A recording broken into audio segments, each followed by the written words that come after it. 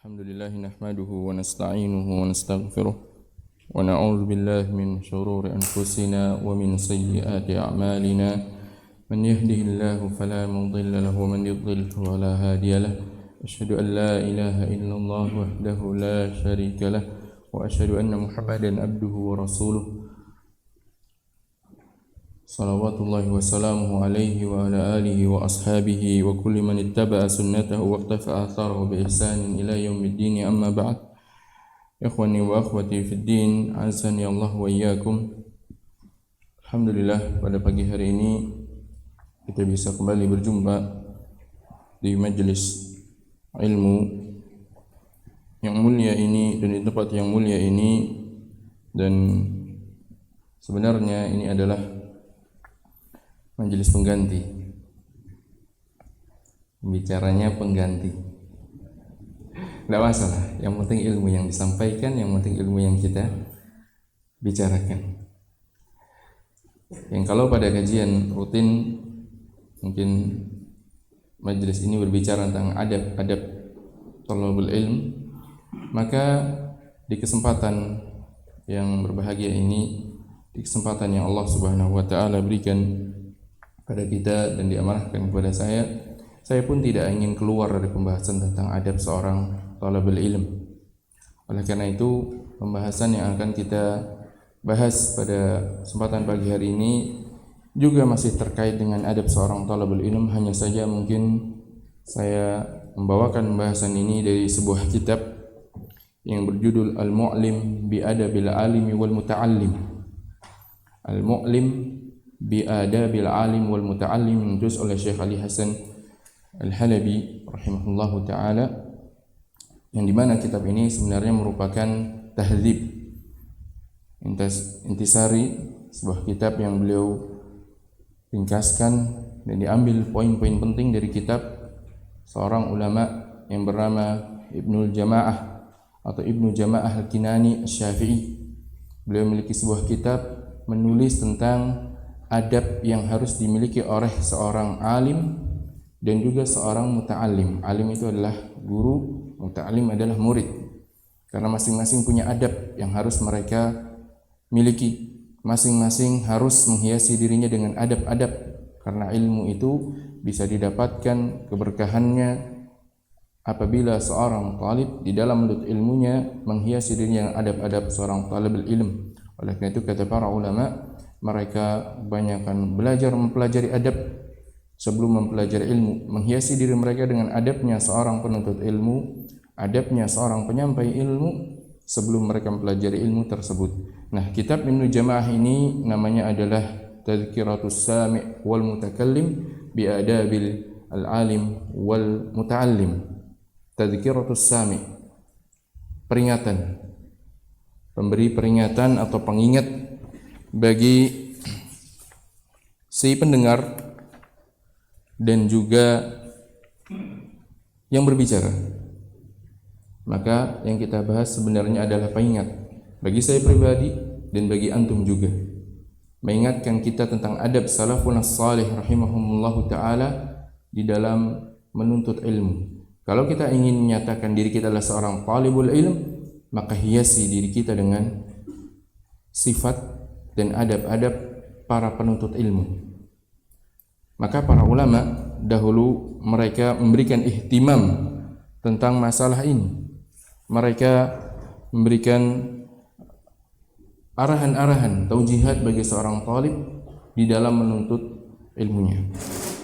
Kitab ini mungkin tidak akan selesai kalau dalam satu pertemuan, karena pembahasan yang dibahas dalam kitab ini banyak, mulai dari adabnya seorang alim, kemudian baru adabnya seorang talib. Adabnya seorang alim pun ada adab dia terhadap dirinya, ada adab dia terhadap muridnya. Adab seorang talib pun demikian. Ada adab yang hanya berlaku bagi dirinya, ada adab yang terkait dengan gurunya. Dan kita dalam kesempatan pagi hari ini, saya hanya milihkan poin tentang adab seorang talib. Adab seorang talib terhadap gurunya bersama syekhnya. bukan tidak ingin menyampaikan tentang adab seorang talib dalam dirinya, namun ternyata saya mencukupkan itu sudah dibahas dan sudah antum sering dengar pada majelis-majelis rutin. Hanya saja ada lanjutannya. Seorang talib tidak hanya beradab terhadap dirinya di dalam menuntut ilmu, tapi juga ada adab yang harus dimiliki oleh seorang talib terhadap gurunya, terhadap orang yang menyampaikan ilmu. Dan kitab ini kalau kita lihat ditulis oleh Ibnu Jamaah, yang dimana beliau termasuk ulama yang hidup semasa dengan Syekhul Islam Ibnu Taimiyah, bukan belakangan, bukan di abad-abad sekarang. Karena adab thalabul itu sejak dahulu ada. Thalabul ilm, mereka menuntut ilmu setelah mereka menghiasi diri mereka dengan adab, dan itu merupakan sebuah jalur para ulama kita salafun salih di dalam amalan mereka menuntut ilmu. Maka kita pelajari sirah mereka, kita pelajari perjalanan mereka untuk bisa meniru mereka di dalam menuntut ilmu. Maka ikhwani fid din wa akhwati fid din, azani Allah wa iyyakum, kita akan membaca beberapa poin yang tadi saya sebutkan. Judulnya adalah tentang adab seorang talabul ilm bersama syekhnya dan bersama orang yang dia ikuti. Diambil dari pembahasan kitab yang ditulis oleh Syekh Hasan Al-Habi dalam kitab beliau adalah Al-Mu'lim bi Adabil Alim wal Muta'allim. Yang sebenarnya kitab ini asalnya adalah tahdzib, sebuah intisari yang beliau ambil dari kitab yang ditulis oleh Ibnu Jamaah Al-Kinani Asy-Syafi'i rahimahullahu taala yang hidup di abad ke-8 semasa dengan Syekhul Islam Ibnu Taimiyah rahimahullahu ta'ala, yaitu kitabnya berjudul Tadhkiratus Sami' wal Mutakallim bi Adabil Alimi wal Muta'allim. Dan selayaknya seorang talibul ilm harus baca kitab ini. Ini diajarkan oleh para ulama supaya mereka memiliki adab di dalam menuntut ilmunya. Beliau katakan al-faslu ats-tsani, pada pasal yang kedua, yaitu terkait dengan adab seorang talibul ilm. Fi adabihi ma'a syaikhihi wa qudwatihi wa ma yajibu alaihi min 'azimi hurmatihi, yaitu tentang adabnya seorang talibul ilm, seorang muta'allim, ma'a syaikhihi, bersama syekhnya, wa qudwatihi, dan orang yang menjadi panutannya, wa ma yajibu alaihi min 'azimi hurmatihi, dan apa yang wajib dia lakukan dalam menghormati gurunya tersebut. Beliau katakan wa huwa 13 naw'an, setidaknya ada 13 poin, ada 13 adab yang harus dia miliki di dalam bersikap terhadap syekhnya. Yang pertama, al-awwal al-istikharatu fi ikhtiyari syuyukh. Seorang talibul ilm yang pertama adabnya adalah istikharah dalam memilih syekh. Siapa di antara antum istikharah sebelum belajar, memilih kepada siapa belajar? Sudah istikharah? Istikharah yaitu apa? Meminta kepada Allah Subhanahu wa taala agar Allah Subhanahu wa taala berikan kepada dia yang terbaik dari apa yang dia lakukan. Istikharah bukan hanya pada perkara-perkara yang ketika seorang merasa itu musibah, merasa itu sempit, bingung, tidak. Bahkan sebuah perjalanan yang penting, talabul ilm, sebuah amal yang mulia, ibadah yang mulia, maka di antara adabnya selayaknya seorang talibul ilm beristikharah kepada Allah Subhanahu wa taala di dalam apa? Di dalam memilih siapa yang akan dia ambil ilmunya, siapa yang akan dia jadikan panutan dan qudwah di dalam menuntut ilmunya. Maka beliau katakan annahu yanbaghi lit-talibi an yuqaddima an-nazara wa yastakhira Allah fi man ya'khudhu al-ilma anhu wa yaktasib hasan al-akhlaq wal adab minhu. Maka selayaknya seorang talib dia mendahulukan nazar, melihat, meneliti dulu, wa yastakhir Allah, minta pilihan pada Allah, beristikharah pada Allah Subhanahu wa taala fi man ya'khudhu al-ilma anhu. Tentang apa? Beristikharah tentang orang yang akan dia ambil ilmunya, tentang orang yang akan dia ikuti akhlak-akhlaknya dan adab-adabnya. Maka adab seorang talibul ilmi yang pertama adalah istikharah. Wal yakun in amkan mimman kamalat ahliyatuhu wa tahaqqaqat syafaqatuhu wa dhaharat muru'atuhu wa urifat iffatuhu wa istuhirat siyanatuhu wa kana ahsana ta'liman wa ajwada tafhiman. Dan kalau dia mampu untuk mencari seorang yang kamalat ahliyatuhu, sempurna secara kemampuan. Ini gurunya, kalau bisa dia cari yang terbaik guru itu, cari yang paling sempurna. Apa kesempurnaan tersebut? Syafaqatuhu, seorang guru yang memiliki syafaqah, kasih sayang kepada murid. Wa dhaharat muru'atuhu, memiliki muru'ah, menjaga kewibawaannya. Wa urifat iffatuhu, dikenal tentang sifat iffahnya, menjaga harga diri dan kehormatannya. Wastuhirat siyanatuhu, dikenal tentang penjagaan dirinya. Wa kana ahsana ta'liman, orang yang paling baik dalam mengajar. Wa ajwada tafhiman, dan yang paling bisa memberikan pemahaman. Karena walau bagaimanapun menyampaikan ilmu itu butuh sebuah keahlian, butuh sebuah ilmu. Menyampaikan ilmu butuh ilmu tentang bagaimana menyampaikan dengan cara yang terbaik bagi seorang talib, tentang bagaimana memudahkan seorang talib untuk bisa memahami ilmu yang disampaikan kepadanya. Maka seorang talib kalau memungkinkan untuk bisa memilih siapa yang sempurna di dalam hal-hal tersebut, maka sebaiknya dia berusaha untuk menggapai hal tersebut. Ini hal yang beliau katakan.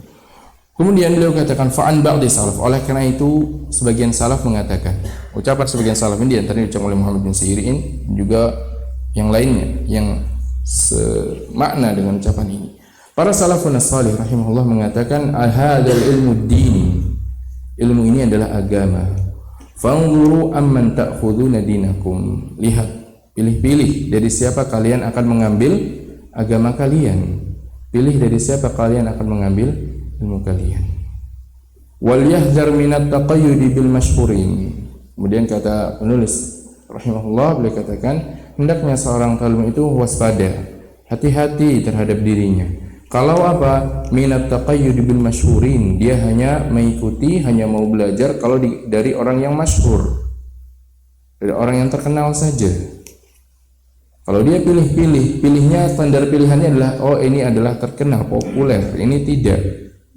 Maka hati-hati talib seperti itu, yang seperti menandakan kiber dalam dirinya, sombong dalam menuntut ilmu, maunya hanya mendekat kepada orang yang populer, nanti akan menjadikan dia ujub, menjadikan dia bangga terhadap dirinya. Maka beliau katakan wal yahdar minat taqayyudi bil mashhurin, hati-hati kalau dia hanya taqayyud, hanya mengikat, jadikan standar ukurnya adalah kalau orang itu masyhur. Wa tarkil akhdhi minal khamilin, dan dia meninggalkan mengambil dari orang yang tidak dikenal. Maksudnya tidak dikenal di sini ya memang tidak masyhur. Padahal apa? Padahal mungkin secara keilmuan kita akui memiliki ilmu tersebut, tapi maunya cari yang masyhur. Faqad udda dzalika minal kibri alal ilm, yang seperti itu dianggap sebuah kesombongan terhadap ilmu. Sombong, dia maunya hanya mengikuti orang yang sudah dikenal saja, terkenal. Waju'ila ainal hamaqah, seperti itu hanya sebuah kebodohan bagi seorang talibul ilm. Kenapa demikian? Li'annal hikmata dhalatul mu'min, karena ilmu yang itu merupakan hikmah ibarat barang hilang dari seorang mukmin. Yang namanya barang hilang, dimanapun dia temukan pasti dia ambil. Ilmu itu seperti itu. Oh ini barang hilang, oh kalau hilangnya di sana saya nggak mau ngambil lagi, kalau di sini baru saya ambil. Tidak, ilmu itu adalah ibarat dhalatul mu'min, barang yang hilang dari seorang mukmin. Kapan dia dapatkan pasti dia ambil. Maka haitsu wajadaha wa yaqtanimu haitsu dhafira biha, maka dia akan mengambilnya dimanapun dia mendapatkannya dan dimanapun dia menemukannya. Wa taqalladu al-minnah liman saqaha ilaih, dan seorang talibul ilm hendaknya dia menganggap bahwasanya dirinya itu telah diberikan sebuah minnah, sebuah pemberian berharga dari orang yang menuntunnya kepada ilmu. Seorang talibul ilm terhadap gurunya dianggap gurunya adalah orang yang telah memberikan sebuah pemberian yang berharga, ilmu yang berharga, ilmu yang menyelamatkan dia, ilmu yang akan membentuk kepribadiannya menjadi seorang pribadi yang bertakwa. Maka para ulama rahimahumullah taala, mereka adalah orang-orang yang sangat menghormati terhadap masyayikhnya, terhadap guru-gurunya, karena mereka menganggap bahwasanya guru itulah orang yang telah memberikan sebuah pemberian yang sangat berharga bagi mereka, menuntun mereka ke jalan yang mulia. Fa innahu yahrubu minal makhafatil jahli kama yahrubu minal asad. Ibarat orang itu sedang dikejar singa, maka orang dikejar singa, siapa yang mau menyelamatkan pasti akan dia ikuti, nggak pilih-pilih. Sudah kondisi mendesak, pokoknya ada jalan keselamatan, ya pasti akan diambil, nggak mau pilih-pilih lagi. Ibarat seorang talibul ilmu seperti dalam menyikapi ilmu. Dalam memilih guru tidak boleh menjadikan standarnya adalah apa? Sekedar hanya terkenal atau tidak dikenal, tapi standarnya adalah al-ilmu wa sunnah. Kalau dikenal dia adalah seorang yang memiliki keilmuan dan begitu sunnah Nabi SAW, maka ambil ilmu darinya, meskipun bukan seorang yang masyhur. Fa idza kana al-khamilu mimman turja faidatuhu kana naf'u bihi a'am. Karena kalau seandainya seorang yang tidak dikenal tadi, seorang guru yang tidak dikenal, ternyata ini orang yang sangat diharapkan faidahnya, maka niscaya pasti manfaat yang didapatkan itu lebih banyak. Kalau memang ilmunya lebih banyak untuk bisa didapatkan, meskipun dia tidak dikenal, maka pasti akan banyak memberikan manfaat. Wa tahsilu min jihatihi atam, dan meraih kesuksesan dalam talabul ilm pasti akan lebih sempurna. Oleh karena itu kita lihat, coba imam-imam yang terkenal, Imam Abu Hanifah, Imam Malik, Imam Syafi'i, Imam Ahmad. Siapa gurunya? Belajar sendiri menjadi seorang imam minal a'immah? Tidak. Tapi gurunya adalah mereka yang betul. Imam Abu Hanifah belajar berapa tahun pada Syekhnya Ahmad? 18 tahun mulazamah kepada Syekh. Imam Syafi'i 13 tahun. Sekian lama berguru kepada gurunya, mengambil adab dan mengambil ilmu dari gurunya. Meskipun apa? Meskipun mungkin kelak gurunya itu bukan orang yang dikenal, tapi Allah SWT memberikan faidah yang besar kepada talib tersebut menjadi seorang talibul ilm yang sukses, seorang talibul ilm yang memberikan banyak faidah, dan pahalanya pun akan mengalir kepada gurunya sebenarnya. Maka ada pertama yang harus dimiliki seorang talibul ilm adalah dia berusaha sebaik mungkin untuk memilih guru. Caranya dengan beristikharah kepada Allah Subhanahu wa taala. Kemudian beliau katakan, qala al-Imam Syafi'i, kemudian beliau katakan, wal yajtahid an yakuna syaikhu mimman lahu ala al-ulumi syar'iyyati tamamul ittila, dan hendaknya seorang talibul ilm dia bersungguh-sungguh untuk bisa mencari seorang guru, seorang syekh yang memiliki kesempurnaan secara ilmu syar'i, yang banyak mutalaahnya, bisa tamamul ittila, bisa menelaah dengan sempurna. Walahu ma'aman yusaqu bihi kasratu bahsin, dan orang yang banyak pembahasannya, banyak telah membahas ilmu dan dia bisa dipercaya. Wa tulu ijtima', dan orang yang panjang perjalanan bergurunya. Jadi lihat dulu guru itu, pengen menuntut ilmu pada seorang, lihat dulu perjalanan dia dulu menuntut ilmu bagaimana. Disarankan menjadi orang, belajar ke orang yang bisa dipercaya secara keilmuannya, orang yang sudah dikenal lama belajarnya, supaya apa? Dia pun sebenarnya mewarisi ilmu dari gurunya. Ilmu itu kan saling mewarisi, sehingga benar, oh ini bukan ilmu yang dia dapat tanpa adanya guru, dia dapat tanpa ada asal-usulnya. Jangan. Tapi disarankan pilih siapa yang tulu ijtima', yang dia dulunya belajar ke gurunya pun lama. Jadi demikian berusaha seorang talibul ilm. La mimman akhadha an butunil awraq, jangan mengambil dari orang yang hanya mengambil ilmunya dari lembaran-lembaran kertas. Maksudnya apa? Yang dapat ilmunya itu dari baca tanpa punya guru. Ucapan ini banyak makna yang semisal ini oleh para ulama. Kemudian ditaklik oleh beliau bahwasanya yang seperti ini ucapan yang benar, tapi tidak bisa diperlakukan secara mutlak, tidak bisa pula disalahkan secara mutlak. Dalam artian seorang itu ada kalanya dia lebih banyak mendapatkan ilmu dari mutalaah terhadap kitab, tapi apa? Waktunya lebih panjang daripada orang yang dia mendapatkan ilmunya dari seorang guru. Karena peran guru itu apa?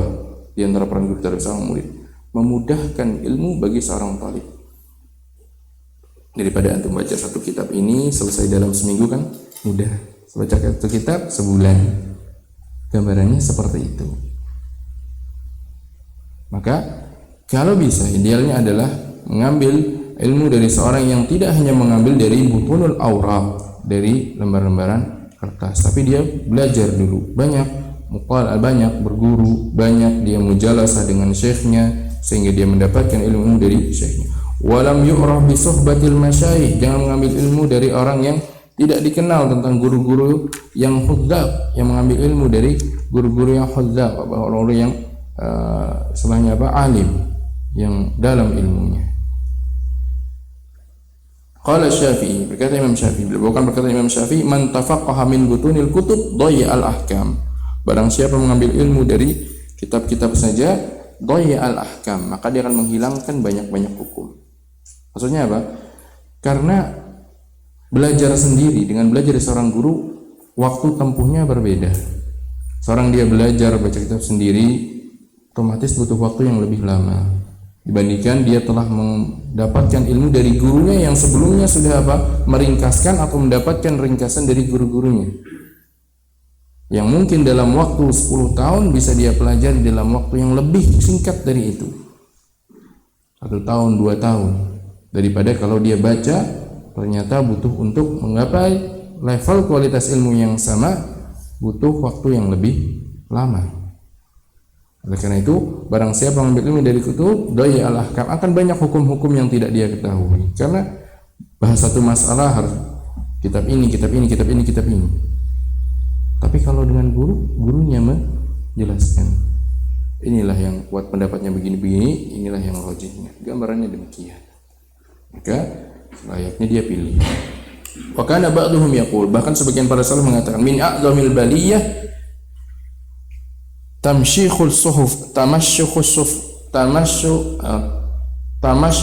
suhufiyah, termasuk ujian yang besar, musibah besar adalah adanya orang-orang yang mereka belajar itu dari lembaran-lembaran saja, tidak dari gurunya, sehingga banyak qaraib. Kenapa demikian? Disebutkan para ulama, dulu itu kan yang namanya kitab, kalau tulisan salah cetak itu kadang nggak ketahuan kecuali diteliti oleh ahlinya. Kalau seorang talib belajar di kitab, baca kitab yang salah cetakan, ada salah penulisan, salah dia nanti memahaminya, salah peletakan titik saja bisa salah nanti maknanya. Oleh karena itu para ulama rahimahumullah menyarankan agar jangan hanya berpatokan pada buku di dalam talabul ilm, dalam belajar, tapi belajar kepada guru yang dimana guru tersebut telah mendapatkan pengetahuan sebelumnya dari guru-gurunya dan terwarisi ilmu tersebut dari generasi-generasi yang sebelumnya. Ini ada pertama yang beliau sebutkan di sini. Asani, yang kedua, adab kedua yang juga harus dimiliki seorang talabul ilm terkait dengan guru adalah al-inqiyadu li tawjihati syaikhihi asy-syar'iyyah, tunduk patuh terhadap arahan gurunya dalam permasalahan-permasalahan syar'iyyah, kata beliau. La yakhruju an ra'yihi wa tadbirihi bal yakunu ma'ahu kal maridi ma'at tabibil mahiri wa yushawiruhu fima yaqsuduh.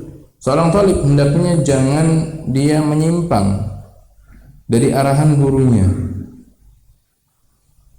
Bahkan dia harus menempatkan dirinya seperti orang sakit yang sedang diobati oleh dokter yang ahli. Kalau kita sakit, kita datang ke dokter ahli, dokternya ngasih begini, kita bilang, dok ini obatnya nggak cocok, pantas tidak? Tidak pantas. Dia ahlinya, kita bukan ahlinya. Serahkan pada ahlinya. Maka seorang talib di hadapan gurunya seperti orang sakit bersama seorang dokter yang ahli. Wa yushawirhu fima yaqsudu wa yataharrar ridahu fima ya'tamidu. Maka dia musyawarah, minta saran gurunya, minta arahan pendapat gurunya pada permasalahan yang ingin dia lakukan, pada thalabul ilmi yang ingin dia pelajari, pada permasalahan yang ingin dia pahami. Dia biasa bermusyawarah dengan gurunya, minta arahan. Yang seperti ini baiknya seperti apa? Kalau yang seperti ini bagaimana cara memahaminya? Wa yataharrar ridahu, dan berusaha untuk menggapai ridha gurunya fima ya'tamiduhu, dalam apa yang dia usahakan. Wa yubalighu fi hurmatih, dan hendaknya dia sangat menghormatinya. Wa yataqarrabu ila Allah bi khidmatih, dan dia dijadikan khidmah terhadap gurunya adalah taqarrub ila Allah, bertaqarrub pada Allah. Tapi caranya apa talabun itu? Caranya diantaranya adalah khidmatu asy-syekh, dengan cara memberikan pelayanan kepada syekhnya. Wa ya'lamu anna dhullahu li syaihi izz, dan hendaknya dia tahu, dia sadar bahwasanya kalau dia merendahkan dirinya, dia menundukkan dirinya kepada guru, sebenarnya adalah izz, kemuliaan. Wa khudu'uhu lahu fakhrun, kalau dia menundukkan diri kepada gurunya, ini sebenarnya kebanggaan, bukan malah kehinaan. Wa tawadhu'uhu lahu rif'ah, dia tawadu terhadap gurunya, ini sebenarnya rif'ah, mengangkat derajatnya. Wa yuqal, kemudian beliau ceritakan, Imam Syafi'i rahimahullah utiba ala tawadhuhil ulama. Imam Syafi'i seorang ulama, ketika dulu talabul ilm dikenal tawaduknya beliau terhadap pada para ulama, sikap tawaduk beliau kepada para ulama, pada beliau juga seorang ulama. Beliau dicela, kenapa harus seperti itu? Ada orang yang selevel, ada orang yang mungkin seumur. Dia katakan apa? Kemudian faqala uhinu lahum nafsi fahum yukrimunaha, aku rendahkan diriku kepada mereka, pada para ulama, pada guru-gurunya, maka akhirnya mereka pun memuliakanku. Seorang guru kalau memuliakan muridnya, semua yang dimiliki gurunya akan diberikan kepada muridnya.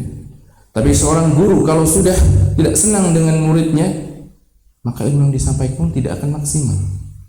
Dalam artian ketika dia menyampaikan untuk memberikan pemahaman pun tidak akan maksimal. Kenapa?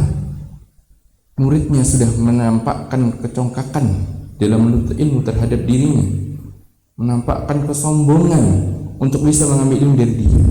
Maka untuk apa dia berikan ilmu kepada orang yang sombong? Nanti justru akan memberikan ilmu kepada orang yang tidak selayaknya untuk memegang ilmu tersebut.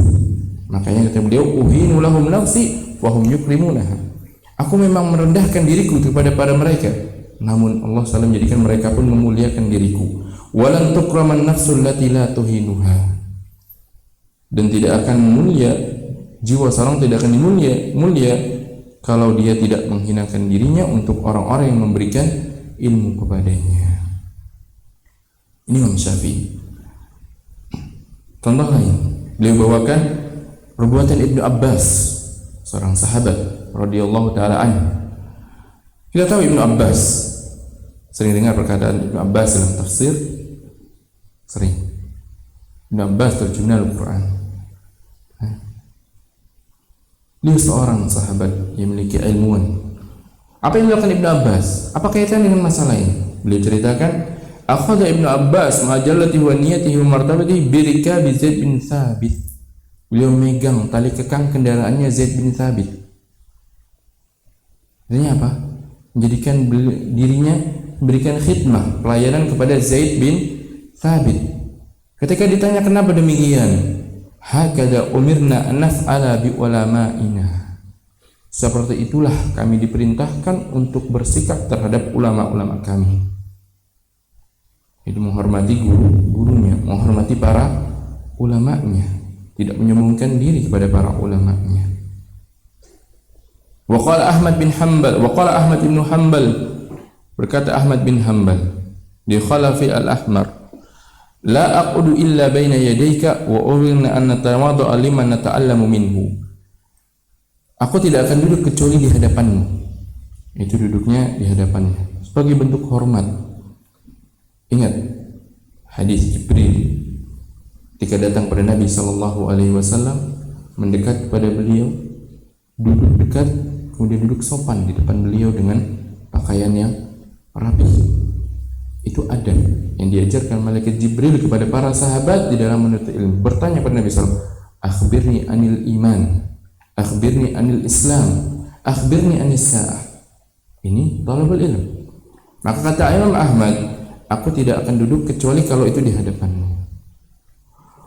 Wa umirna an natawaddu liman nata'allam minhu, dan kami diperintahkan, kata Imam Ahmad, kami diperintahkan siapa ini?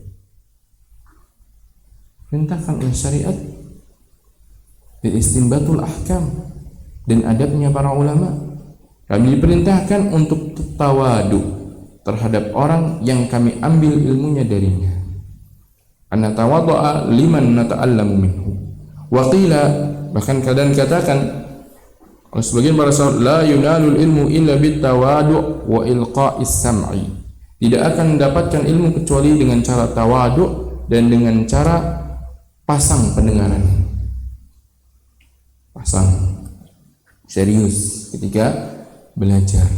Tidak akan sebenarnya ilmu itu dapat kecuali dengan sikap seperti itu. Itu adalah sebuah adab yang harus ada pada seorang talabul ilmu. Wa mahma asyara ali shaykhuhu bi tariqin fi at-ta'allumi falyuqallidhu wal yada' ra'yahu fa khata'u mursyidihi anfa lahu min sawabihi fi nafsi. Dan kalau seandainya gurunya memberikan dia saran terhadap metode dalam belajar, hendaknya dia taklid, dia ikut. Kenapa? Karena kalau dia salah tapi sudah mengikuti orang pengalaman, lebih baik daripada salah dia sendiri yang cuma cari-cari jalan, belum punya pengalaman. Gurunya orang yang dulu pernah belajar, tahu seluk-beluk kesalahan di mana, makanya dia arahkan cara yang baik. Muridnya belum pernah, masih pengen mencari, maka ikuti saran arahan dari orang yang sudah pernah merasakan. Karena kan pengalaman itu guru yang paling berharga, katanya demikian. Sekarang orang yang sudah mengalami pengalaman, maka itulah guru yang baik, yang selayaknya dia ikuti arahan-arahannya. Karena ini lebih bermanfaat daripada apa? Daripada dia benar tapi dia mencari jalan sendiri meskipun itu benar. Karena waktunya nanti akan lebih panjang. Perjalanan ini salah diralat lagi, ini salah rubah lagi. Terjadi perubahan terus-menerus karena dia belum pernah mengingat. Tapakilah jalan orang yang sudah menapaki, lanjutkan tapakannya. Jangan mulai dari awal. Ngapain ngikutin? Sudah ada jalan, bisa dilewati, tinggal dilanjutkan. Jalannya belum sempurna, diulang lagi dari awal buatnya. Ya lama, nanti siapa yang menyelesaikan? Semuanya ulang dari awal.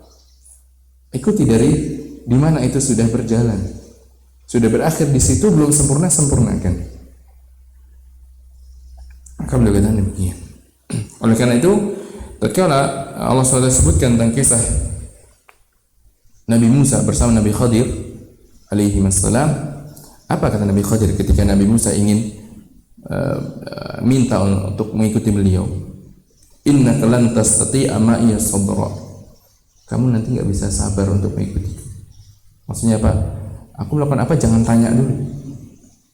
Tapi Nabi Musa alaihissalam ternyata seperti yang beliau kabarkan di awal, memang belum bisa menahan diri kecuali Pak bertanya. Setiap Nabi Khadir melakukan sesuatu yang menurut Nabi Musa ini adalah sebuah hal yang mungkar, ditanya alasannya apa. Padahal Nabi Khadir sudah pesan di awal, jangan tanya dulu. Akhirnya kita ketahui bersama kisah dalam Al-Quran tersebut. Akhirnya situ setelah 3 kali kejadian, Nabi Musa pun tidak melanjutkan lagi mengikuti Nabi Khadir. Karena seorang talibul ilmu harusnya bersabar. Sabar. Terkadang seorang guru itu menyampaikan sesuatu, tidak ingin menjelaskan alasannya sekarang karena mungkin tingkat pemahaman seorang talib belum sampai. Ada kalanya memang sebaiknya dilatih. Seorang talib itu paham bagaimana dia menyadari bagaimana nanti kenapa hal itu dilakukan. Nah, ini adab yang kedua. Adab yang ketiga kita lanjutkan sedikit lagi. Ihtiramu syekh wa ijlaluhu, memuliakan seorang syekh dan menghormatinya. Beliau katakan an yudhra bi ainil ijlal, hendaknya seorang talib memandang dengan pandangan pemuliaan terhadap gurunya. Wa ya'taqidu fihi darajatal kamal, dan hendaknya dia memandang bahwasanya gurunya ini adalah orang yang sempurna. Namun perlu kita pahami di sini, maksudnya sempurna di sini bukan maksudnya maksum bersih dari kesalahan, bukan. Dan maksudnya adalah seorang, beliau katakan di sini maksudnya adalah secara basyariah, secara manusiawi. Dalam artian kamal, sempurna, lebih baik dari dirinya, lebih bisa dia ambil manfaatnya sehingga dia memuliakannya. Fa inna dzalika aqrabu ila naf'ihi bihi, karena yang seperti itu akan lebih bisa memberikan manfaat kepada dia. Akan banyak manfaat yang dia dapatkan kalau seperti itu. Wa kana ba'du salaf, bahkan sebagian para salaf, idza dhahaba ila syaikhi tasaddaqa bi syai'. Kalau dia pergi ingin berangkat belajar ke gurunya, dia sedekah dulu. Sedekah, wa qala, dengan dia berdoa, Allahumma astur aiba syaikhi anni wa la tudhib barakata ilmihi minni. Ya Allah, ya Allah tutupilah aib guruku dariku. Ini jangan kau perlihatkan kalau guru itu memiliki sebuah kekurangan. Kenapa? Kadang seorang talib ketika melihat gurunya ini memiliki sebuah sikap yang dia pandang itu adalah sesuatu yang tidak pantas, itu menjadikan dia malas untuk menimba ilmu darinya. Maka para salafus saleh, sebagian para salafus saleh berdoa kepada Allah, ya Allah, jangan engkau tampakkan aib guruku kepadaku, supaya apa? Senantiasa dalam dirinya terhadap rasa hormat terhadap gurunya, tidak menghalangi dia untuk sungguh-sungguh menuntut ilmu dari gurunya. Karena kalau orang sudah memandang sedikit aib pada orang lain saja, sudah tidak mau mengambil manfaat, menerima nasihat, apalagi ini gurunya yang sebelumnya dia hormati, ternyata apa? Melihat sebuah aib, Allah tampakkan sebuah kekurangan yang tidak pantas yang seharusnya dilakukan gurunya. Mungkin gurunya tidak sepantasnya melakukan hal tersebut, ternyata kelihatan oleh muridnya. Murid yang tentunya tidak bisa menjaga hatinya akan menganggap bahwasanya apa? Wah, tidak pantas mengambil ilmu dari guru ini. Akhirnya terhalang dia dari menuntut ilmu. Berpindah ke guru yang lain. Ke guru yang lain mendapati seperti itu juga, pindah lagi. Tidak pantas ini juga mengambil ilmu dari si fulan. Berpindah lagi yang lain. Ya seperti itu, namanya manusia. Pasti akan memiliki kekurangan, tidak sempurna. Bahkan seorang guru pasti akan banyak memiliki kekurangan. Oleh karena itu dia berdoa, ya Allah, tutupi aib guruku dariku, wala tudhib barakata ilmihi minni, dan jangan engkau hilangkan keberkahan ilmunya dariku. Sebagian para salaf berdoa demikian sebelum berangkat belajar ke gurunya, supaya Allah SWT jadikan dia seorang talib yang benar-benar memuliakan gurunya. Wa qala Syafi'i, berkata Imam Syafi'i, kuntu usafihul waraqah baina yaday Malik safhan rafiqan haibatan lahu li'alla yasma'a waqahu. Bahkan sampai-sampai Imam Syafi'i kalau beliau duduk di majelisnya Imam Malik kan gurunya Imam Syafi'i, beliau mulazamah kepada Imam Malik. Tatkala beliau mendapati Imam Malik di kota Madinah, beliau bertempat di sana, kemudian mulazamah hingga Imam Malik rahimahullah meninggal. Apa yang dilakukan Imam Syafi'i? Kalau aku duduk di majelisnya Imam Malik, kalau aku pengen balik lembaran, aku akan balik dengan pelan. Apa? Haibatan lahu, menghormati Imam Malik supaya dia tidak dengar suara kertas, khawatir mengganggu. Saking menghormati gurunya, Imam Syafi'i bertindak demikian. Kalau aku membalik lembaran kertas di hadapan Imam Malik, maka aku akan membaliknya dengan safhan rafiqan, pelan-pelan, nggak bikin gaduh. Karena majelis ilmu adalah majelis ibadah. Seorang talib dan seorang mudarrisnya bersama-sama ibadah, maka ingin maksimal mendapatkan majelis yang Allah turunkan ketenangan, sakinah di situ, rahmat di situ, maka dipenuhi dengan adab seorang talib ilmu. Wa qala Rabi, berkata Rabi, wallahi ma taratu an ashrabal ma wa Syafi'i yanzuru ilayya haibatan lahu. Dulu Imam Syafi'i ke gurunya, sekarang muridnya Imam Syafi'i ke Imam Syafi'i.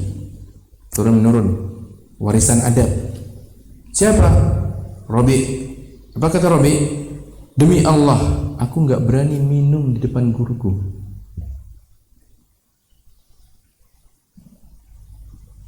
Aku tidak berani minum ketika di majelis Imam Syafi'i melihat kepadaku. Kenapa? Khawatir mengganggu. Imam Syafi'i sedang menyampaikan sesuatu, sedang fokus terhadap sebuah permasalahan, melihat muridnya minum. Bisa hilang apa yang disampaikan bagi sebagian guru. Teralihkan fokusnya pada sebuah permasalahan. Oleh karena itu, para salafun saleh dikisahkan kalau mereka duduk di majelis ilmu tenang. Bahkan ibaratnya kalau seandainya ada burung di kepala mereka akan burung tersebut hinggap seperti tidak bergerak. Menjaga haibah majelis, ihtiram terhadap syekhnya, yang seperti selayaknya dimiliki oleh seorang thalibul ilm. Bahkan dikisahkan tentang hadara ba'du auladil khalifah, sebagian anak-anak dari Khalifah Al-Mahdi datang ke Syarik, kemudian duduk bersandar di tembok di majelisnya Syarik. Duduk bersandar, sa'ala an hadis, bertanya gaya bertanyanya ya santai sambil duduk. Falam yaltafit ilaih, Syarik gak anggap, dicuekin. Summa ada, ditanya lagi, sama, fa'ada Syarik, gak mau menjawab lagi, diacuhkan. Faqal, kemudian berkata, astakhifu bi auladil khulafa, kamu ini meremehkan anak-anaknya khalifah, kamu ngeremehin kami. Qala la, kata beliau, bukan itu tujuannya. Walakinnal ilma ajallu indallah min an udayyi'ahu, tapi ilmu ini lebih mulia di sisi Allah daripada aku hinakan. Dengan apa? Dengan cara memberikan jawaban pada seorang murid yang tidak memiliki adab. Diberikan harus kepada orang yang beradab supaya apa? Berkah. Maka beliau tidak acuhkan, datang belakangan, duduk santai, nyender, langsung bertanya tanpa adanya rasa hormat terhadap gurunya. Yang seperti itu bukan merupakan adab yang selayaknya bagi seorang thalibul ilm. Bukan hadius salaf, bukannya tuntunan para salaf dalam thalibul ilm. Kalau para salafun salih rahimahullah ta'ala adalah orang-orang yang sangat perhatikan adab, maka mereka belajar adab sebelum mereka mempelajari ilmu, sehingga ilmu yang mereka pelajari itu ilmu yang berkah. Dan orang yang berbicara di depan antum adalah orang yang sama. Dulu kami tidak menghormati guru-guru kami, sehingga ilmu yang dapatkan tidak maksimal. Maka apa yang kita baca ini teguran bagi anak pribadi dan juga bagi kita semua yang hadir di majelis ini. Mari kita ikuti hadis salaf, tuntunan para salaf dalam thalabul ilm. Kita perbaiki apa yang dahulu tidak kita ikuti, tuntunan mereka dalam beradab dalam menuntut ilmu. Kemudian beliau katakan waqala al-khatib, kemudian ini wayan bagi Allah yukhatib syekh bi ta'il khitab wa kafi wa yunadihi min bu'din, dan selayaknya seorang talib itu tidak memanggil gurunya dengan huruf ta' khitab. Ini dalam bahasa Arab dalam artian ya maknanya kamu, tapi apa, ada uslub yang lebih sopan, ada bahasa yang lebih sopan. Maka selayaknya seorang talib tidak menyeru gurunya dengan bahasa-bahasa yang tidak menunjukkan kesopanan, penghormatan. Bal yaqul, bahkan hendaknya dia katakan ya sayyidi, ya ustadi, wahai sayyid, wahai ustadku. Wa qala al-khatib, berkata al-khatib, khatib sini mungkin al-khatib Baghdadi, Jamil akhlaqi rawi, yaqulu ayyuhal alim, hendaknya dia katakan ayyuhal alim, wahai seorang alim, wa ayyuhal hafid wa nahu dzalik, wa ma taquluna fi hadza, ma ra'yukum fi kadza, wa ma ra'yukum fi kadza. Kalau dia ingin bertanya maka dia katakan ma ra'yukum fi hadza, menurut antum bagaimana?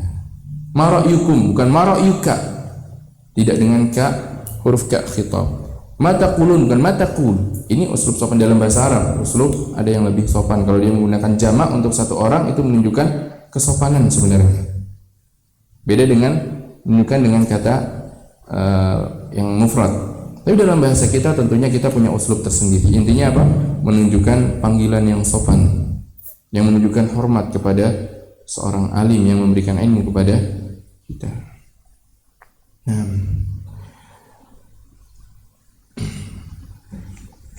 ini mungkin 3 poin yang bisa kita bahas pada pagi hari ini. Semoga ini bermanfaat dan semoga Allah SWT memperbaiki adab kita di dalam menuntut ilmu, dan semoga Allah SWT menjadikan ilmu yang kita pelajari berkah. Apa yang beliau sampaikan tadi, yang kita bahas tadi, ini memang saya loncat pembahasannya adab seorang talib. Dalam artian adab seorang alim pun ada sebenarnya. Maka masing-masing dari kita hendaknya melihat adab dari posisinya. Dalam artian seorang talib, ya dilihat adab seorang talib. Nanti kalau antum menjadi seorang mudaris, seorang muallimun, maka melihat adab seorang alim. Jadi jangan hanya melihat dari satu sisi sehingga itu akan meremehkan setiap orang mudaris. Seorang mudaris pun ketika posisinya sebagai seorang mudaris, dia punya adab-adabnya, adab terhadap dirinya dan juga adab terhadap talibnya. Dan jangan selayaknya jangan menjadikan muqassirnya salah satu pihak menjadikan pihak lain pun muqassir di dalam adabnya. Wallahu taala alam. Mungkin ini yang bisa saya sampaikan pada kesempatan pagi hari di tempat yang mulia ini. Semoga bermanfaat dan semoga Allah SWT menjadikan kita para tulabul ilm yang diberikan keberkahan dari amalan-amalan untuk ilmu yang kita lakukan. Wassallallahu nabiyana Muhammadin wa alihi wa sahbihi wa sallam. Subhanakallahumma bihamdik asyhadu an la ilaha illa anta astaghfiruka wa atubu ilaik. Assalamualaikum warahmatullahi wabarakatuh.